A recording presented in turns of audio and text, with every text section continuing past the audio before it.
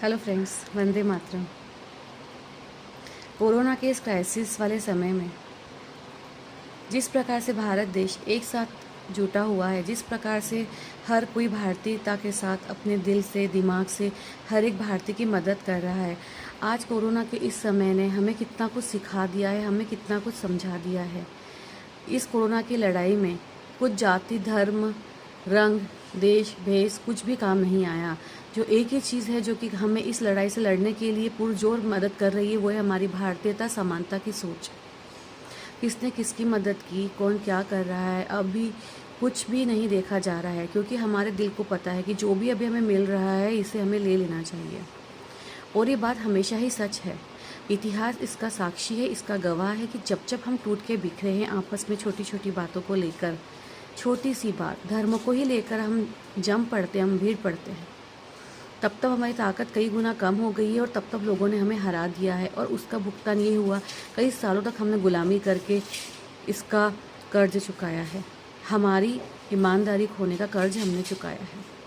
आज हमारे प्रधानमंत्री जी जब किसी एक पार्टी विशेष के ना होकर केवल भारत देश के हैं और भारत के लिए बात करते हैं, इसीलिए आज पूरे विश्व लेवल पे हमारे भारत की बुरी बुरी प्रशंसा हो रही है। जैसा कि उन्होंने भी कहा है अपने इस भाषण में, ऐसा कौन प्रधानमंत्री है जो हर रविवार को आकर हमसे रेडियो के माध्यम से जुड़ता है, अपने मन की बात करता है और हर छोटी बड़ी घटने वाली बात हमारे देश में वो हमसे करता है।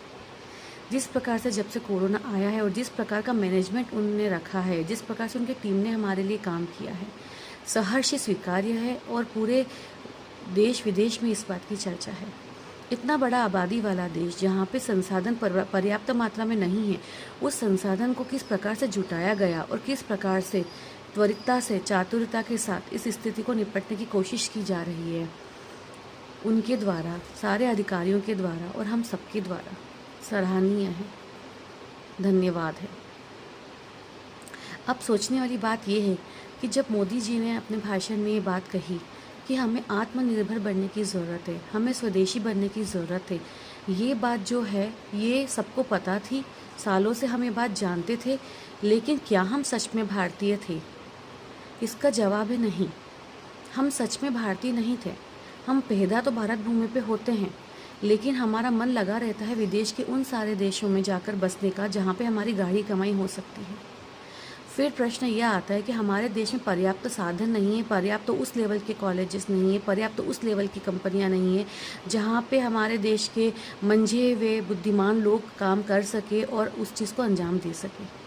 उसका भी जवाब ये है कि अगर हम भारतीय होते, अगर भारत का धन भारत में ही रुक जाता, भारत का ज्ञान भारत में ही रुक जाता, तो सहर्ष ही हमारे यहाँ की सरकारें हमारे लिए प्रयास करती और बड़े से बड़े अनुसंधान केंद्र, बड़े से बड़े कॉलेज, बड़े से बड़ी कंपनियाँ हमारे यहाँ होती। ये एक साइकिल बन चुका था।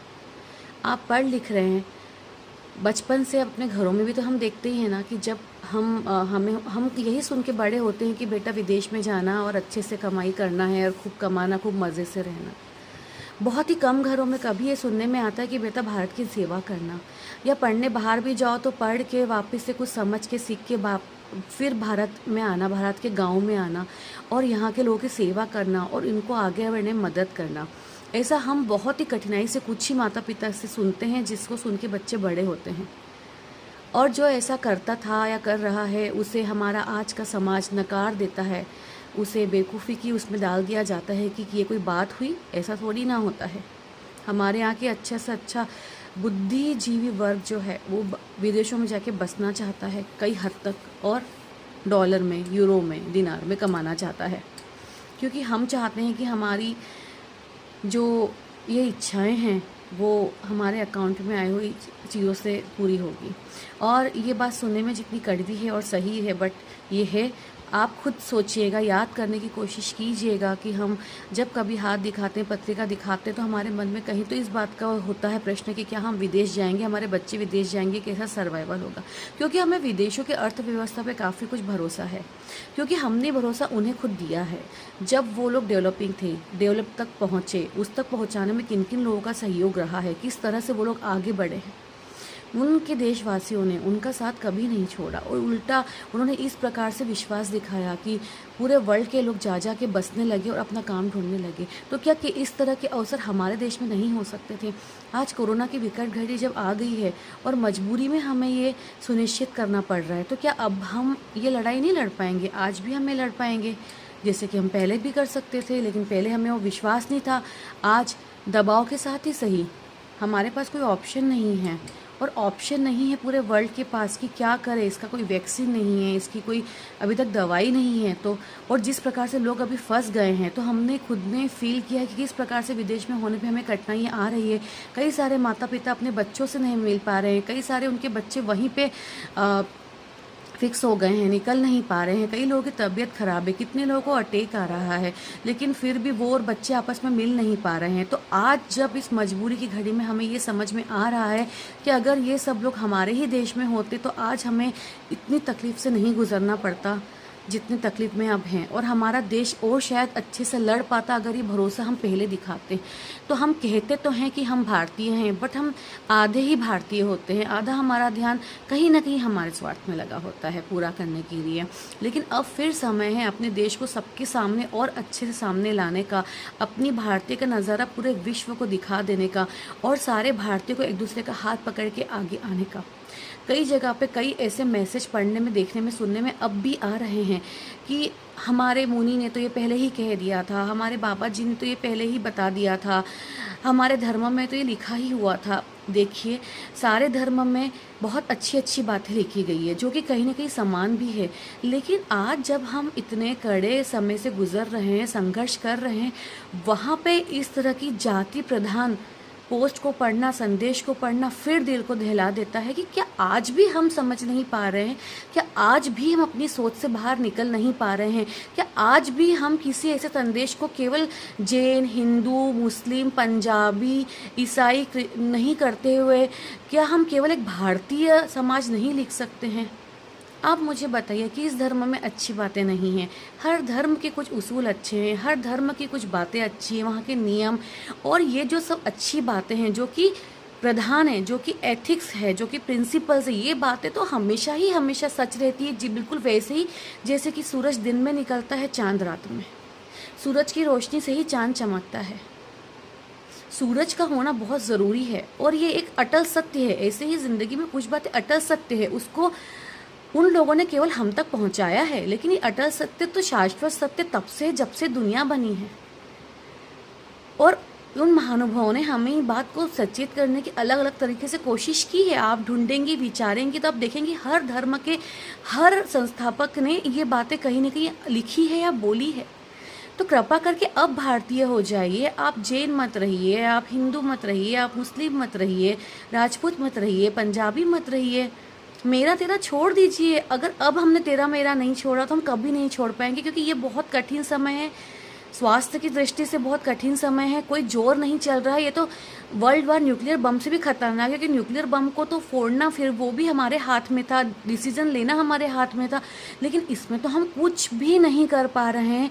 तो आप समझ लीजिए कि एक बहुत बड़ी शक्ति है जो इसके पीछे काम कर रही है और जो हमें समझाने की कोशिश कर रही है कि हमें कितना मिलजुल कर साथ में लड़ लेने की और अपने लालच से हट जाने की, प्रकृति को दोहन को रोकने की क्षमता को लेकर आगे आना है। हमें अपने स्वार्थ से आगे बढ़कर अपने अकाउंट में कितना डिपॉजिट है, कितनी प्रॉपर्टी है, हमारा क्या पद है, उन सब से आगे अभी सोचना पड़ रहा है। तभी हम कोरोना से लड़ पा रहे हैं।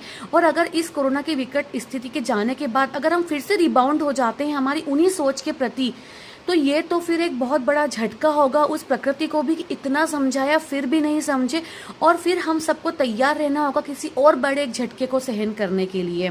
और अगर हम सब लोग पुनर्जन्म में विश्वास रखते हैं और हम ये मानते हैं कि हमारा फिर से जन्म हो सकता है और हमारे पूर्वजों ने भी कहीं ना कहीं जन्म लिया होगा, तो हम ये कैसे बता सकते हैं, कैसे सुनिश्चित कर सकते हैं कि उनका जन्म उसी धर्म और जिस जाति में हुआ है जहाँ पे वो पहले पैदा हुए थे, या हम उसी जाति और धर्म में पैदा होने वाले हैं? तो क्यों ना हम सबसे प्यार करें, सबसे सीखें, सबके जाति धर्म की परवाह करें, उन्हें प्यार करें, इंसान को इंसान की तरह। हो सकता है कि इस बार हम हिंदू हैं, अगले ही जन्म में हम मुस्लिम के घर पैदा होंगे। ये देखिए, ये सब चीजें अटल नहीं है, ये सब चीजें बदलती रहती है समाज की व्यवस्थाओं के साथ साथ। आज हम झगड़ा कर रहे हैं, हो सकता है कि अगले जन्म में जब भी हम पैदा होंगे तो कोरोना के झटके से बहुत सारे झटकों के बाद जो समाज जिस प्रकार से बटा हुआ है, अगले जन्म में हम देखेंगे वो एक हो चुका है। तो क्यों ना उसकी शुरुआत हम इसी जन्म से कर दें। और जिस प्रकार से हम ये सब बातें करते हैं, इसका बहुत गहरा प्रभाव हमारी अगले आने वाली पीढ़ियों पे पड़ रहा है, जो कि वो खुद इस तरफ अगर बहती चली जाएंगी तो जो उनकी एनर्जी है, जो उनका मन है, जो उनका तन है, वो इसी एनर्जी के टुकड़ों में बट जाएगा। और एक ऐसा जहर धीरे धीरे उन्हें हम दे चुके होंगे कि जिसका आभास हमें तभी पता चलेगा जब हमारा क्षरण होने लगता है। तो क्यों हम उन्हें वो चीज़ दें जिस चीज़ से हम गुजर रहे हैं, और ऐसा करके हमने क्या पा लिया है और ऐसा करके हमारे पूर्वजों ने क्या पा लिया था। तो जब हमें पता है अच्छा बुरा, तो क्यों हम ऐसी लहर नहीं चला देते हैं कि अगर हमारा जन्म किसी विदेश में, किसी एक देश में भी क्यों ना हो जाए, तो वहाँ भी हम सर्वाइव कर सके प्यार से। अल्टीमेटली तो जिंदगी में मानसिक शांति ज़रूरी है। अगर मानसिक शांति नहीं है तो आप सोच सकती हैं जिंदगी का कोई भी सुख कभी भी हमें सुख नहीं देता है। हम हमेशा हैरान परेशान रहते हैं, चाहे हमारे पास कितना ही कुछ क्यों ना हो।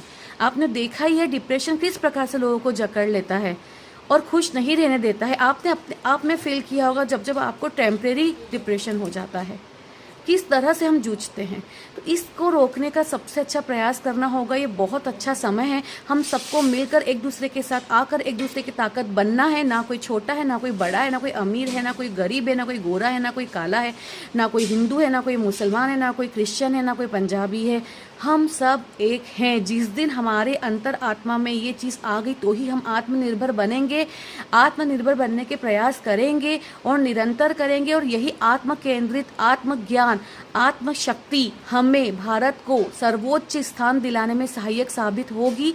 अपनी अपनी शैल से बाहर आकर चलिए हम अपने देश को मिलकर आगे बढ़ाते हैं और एक हमारे प्रधानमंत्री जी के द्वारा चलाई गई इन सारी नीतियों को सच में लेकर सही में आगे बढ़ते हुए और अपने अपने प्रयासों से जो कि हम सब अपनी अपनी जगह से कर रहे हैं उसे और ज़्यादा आगे बढ़ाते हैं और एक दूसरे की मदद करते हैं। और ये कोरोना है, एक ऐसा भूचाल है, ऐसा तूफान है जो आया ज़रूर है, बट जाते जाते सुनहरे मोती अपने किनारे पर ज़रूर छोड़ कर जाएगा और उन्हीं मोतियों को बीनकर हमें आगे आने वाले समय का नव निर्माण करना होगा। वंदे मातरम। जय हिंद।